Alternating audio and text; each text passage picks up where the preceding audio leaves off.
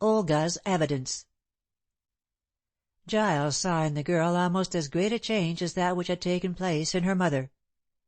Formerly haughty and self-possessed, she was now quite exhausted and broken down.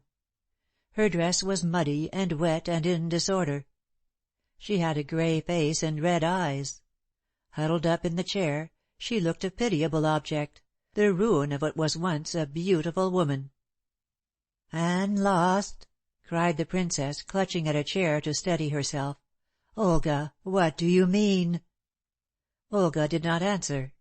She closed her eyes, and let her umbrella fall with a crash. Giles saw that the girl was quite worn out. Hastily filling a glass with undiluted whiskey, he held it to her lips and made her drink the whole of it. Shortly the ardent spirit did its work. She sat up and began to talk in a stronger tone, but the excitement was artificial, and would die away soon. Princess Karacsay saw this, and urged her daughter to tell her story quickly before she collapsed, so that the police might be sent in search of Anne. "The police will never find her," said Olga with an effort. "She is with Mark Dane. He has taken her away." "Dane?" echoed Giles. "Denham's secretary?" Olga looked at him with an inquiring air. "How much do you know?" she asked, bracing herself up. "As much as your mother could tell me. I know that Anne is your half-sister, and—" "Yes." Olga tried to rise, but sank back again. "She is my sister, my dear sister, and I love her with all the strength of my nature." "Ah," said Ware sadly. "Why did you not talk like that when last we met, mademoiselle?" Olga passed her hand across her forehead. "I was mad, I think, but that is all over. You need have no fear now, Mr. Ware. My passion for you has spent itself." "Olga!" cried the Princess, scandalized. "You rave." "No," answered her daughter. "I did last time Mr. Ware and I were together, but now I talk sense. Did he not tell?" "I told nothing," interposed Giles quickly, "and you had better relate when and where you left Anne, so that we can find her." "I'll do all in my power to save her and bring her back to you, Mr. Ware. I was mad to talk and act as I did, but I have been punished by the loss of Anne." "Olga!" cried the Princess in desperation. "For heaven's sake speak reasonably. Why did you go out with Anne last night?" "There was a note for Anne from Mark Dane, asking her to meet him near the Abbey. She wanted to see him, as he vanished after the supposed death of her father." "Of Alfred Denham," interrupted the Princess angrily. "I will not have that man called Anne's father." "Of Denham," said Olga obediently. Anne wished to learn why her father had acted in so peculiar a way. She could not understand his behaviour. "He is a scoundrel and Anne a saint," said the Princess bitterly. "No wonder she could not understand him. She thinks he is a good man." "But surely she knows that he killed Daisy Kent," said Giles. "No," interposed Olga. "She denies that he did. I expect Denham has managed to deceive her in some way." "Why did you not undeceive her, mademoiselle?" "It was not yet time," responded the girl quietly. "But my mother told her a portion of the truth. Yes, I said that she was my child, and that Denham had been impersonating her father, George Franklin." "Then she can't think Denham a good man now," said Giles. "I don't know," replied the Princess hopelessly. "He has such power over her. He has been her father's so-called for so long that she finds it difficult to believe ill of him." "To learn the truth was why she insisted on seeing Dane," said the girl. "Dane knew all about Denham, and Anne thought she would make him confess what he knew." "And did he?" "That I can't say. I went out with Anne and we walked to the appointed spot. Mark Dane was waiting for us." "Was he not astonished when he saw you?" "Why should he be astonished?" asked Olga, looking sharply at Ware. "Because I understand from Steel that he troubled you with letters." "You mean that Dane was in love with me? Yes, he was and is." "Olga!" cried her mother again. "Do behave yourself." Oh, this is too serious to be a mere matter of behaviour, mother. I have made use of Dane's love to learn all about the Society of the Scarlet Cross, to which Franklin and Dane belong." "You can tell us that later," said the Princess impatiently. "I want to know how you lost Anne." "Well, mother, Dane was astonished to see me. He was most respectful, and said that he had a message for Anne from her father." "From Denham?" "Yes. Anne mentioned that Denham was not her father, that she had just heard the truth, and Dane was amazed. He hardly knew what to say, but ultimately stammered out some sort of denial. Anne did not give him time to speak. She said that she would see Denham herself, and get to the bottom of the imposture. Then she asked what message he had sent in the character of her father. Dane refused to give it in my presence, so I walked away for 10 minutes and left them together. Oh, I was foolish, I know," she added in reply to Ware's exclamation. "But I thought Mark Dane was devoted to me, and would not play any tricks while I was about. However, I did leave them alone. Anne was not in the least afraid, as she always got on well with Dane and trusted him entirely. When I returned in 10 minutes, or it may be more, they were gone." "Gone!" echoed the Princess, much agitated. "Where?" "I don't know. I searched everywhere. I went round and round the Abbey. I asked a policeman. They were nowhere to be found. I fancied that they went across to Westminster Bridge, which they could easily do without my seeing them. Anne must have gone of her own accord. She was decoyed by Dane. I don't know why, no more than I know what inducement he held out to lure her away. I searched for hours. Then I asked a policeman about the matter. He told me to go to Scotland Yard. I went and inquired for Steele. He had gone home. I have been walking the streets all night," said Olga with a haggard look. "Oh, great heavens!" moaned the Princess, wringing her hands. "What would your father say if he heard?" "He will never know unless you tell him, mother. I can look after myself easily. No one molested me. I had a cup of coffee at a stall this morning, and went again to see Steele. He has gone out of town." "To Rickwell?" asked Giles eagerly, then he remembered. "I can't understand. I called to see Steele at midday before I came here, and he was then in his office." "Well, the official I spoke to about 9 o'clock told me that he had gone, leaving a message that he was going out of town, and would not be back for a few days." "I wonder," began Giles, and then held his peace. It occurred to him that Steele intended to remain until he caught Dane in the trap laid for him in this very flat. The knowledge that the man had decoyed Anne away on the previous night made Giles the more eager that he should be caught. "You will see Anne yet, Princess," he said, for she was crying bitterly. "Oh, I hope so, I hope so. But where is she?" "We must ask Dane that." "How are we to see Dane?" demanded Olga wonderingly. Ware explained the use made of Olga's name by Steele to trap the man. "I expect Steele will call on you to day to tell you this," he said cheerfully.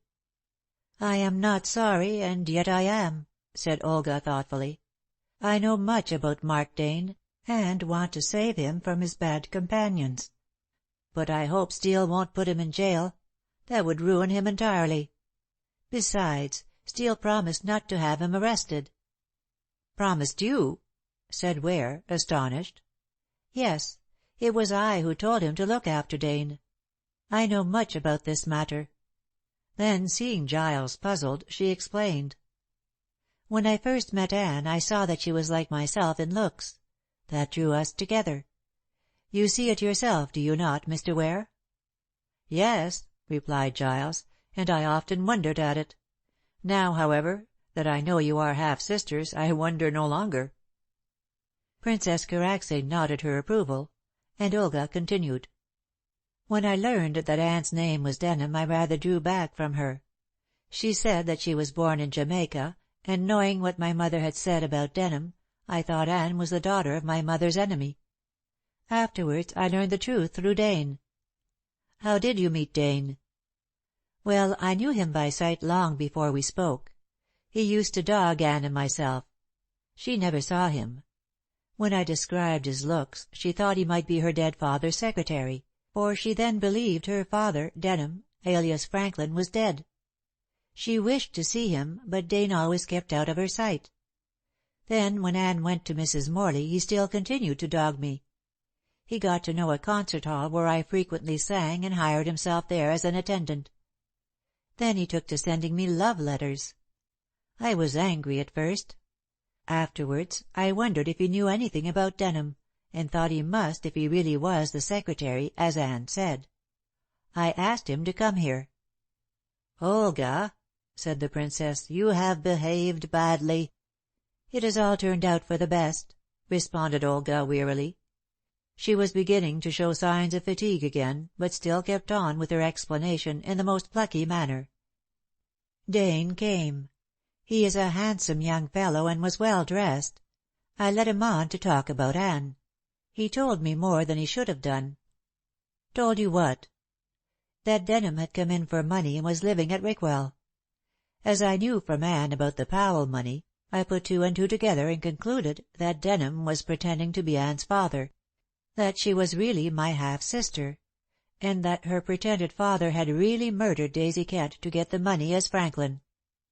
"But how did you know about this?" asked Giles. "Why," replied Olga, much surprised at his density, "I read the case in the papers. I knew that Anne could not have killed Daisy, and having settled in my own mind that she was not Denham's daughter, from her resemblance to me, I decided that Franklin, who lived at the Priory and had the money, was really my mother's enemy. I sent for my mother. She came over, went down to Rickwell, and recognized Denham. That is all." "Wait a minute," said Giles quickly. "What about your telling Steele to look after Dane?" "Well, Mr. Ware, it was this way," she answered. "When you came to me and talked about the Scarlet Cross, I remembered that Dane had such a one on his watch chain." "The badge of the gang." "Of course, but I did not know that until later.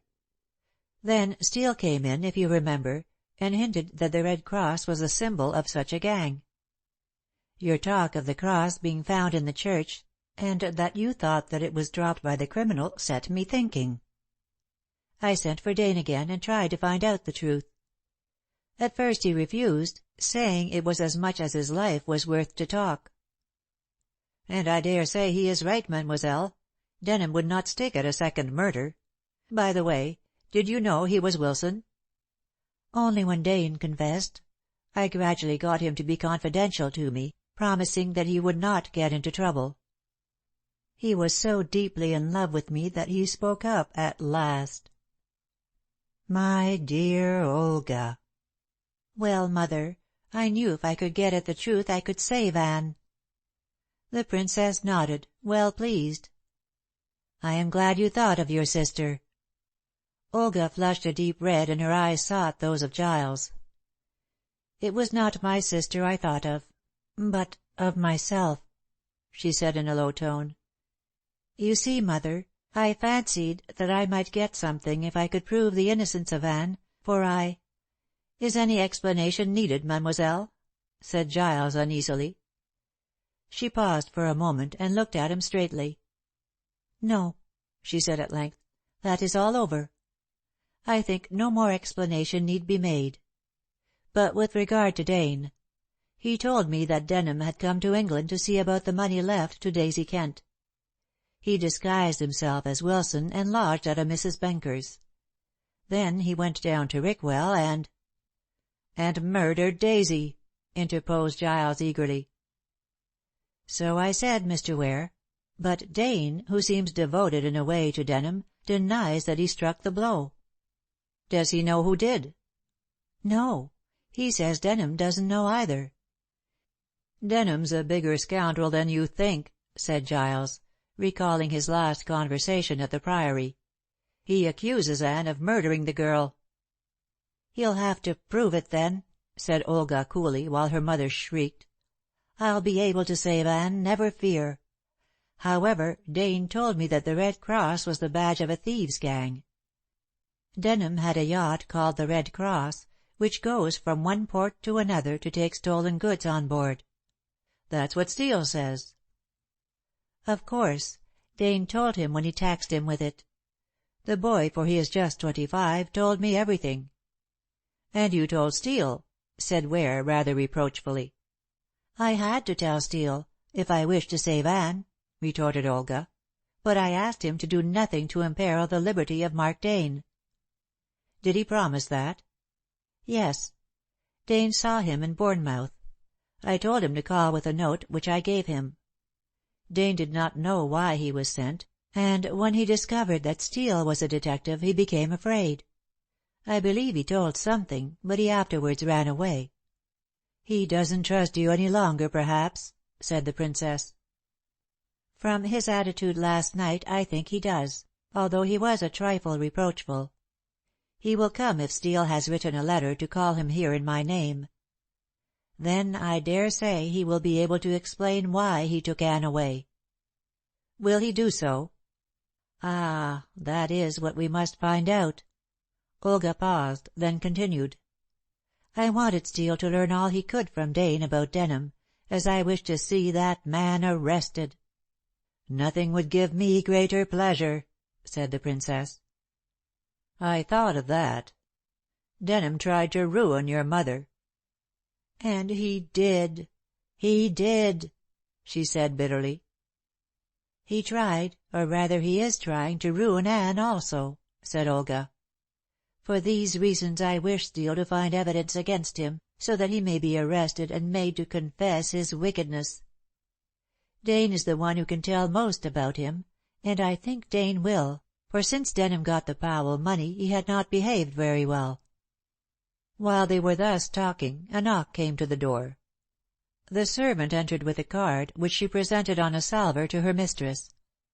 Olga, who was thoroughly worn out, took it languidly, then suddenly became excited. "He is here," she said. "Mark Dane is here." Chapter 22. Read by Céline Major.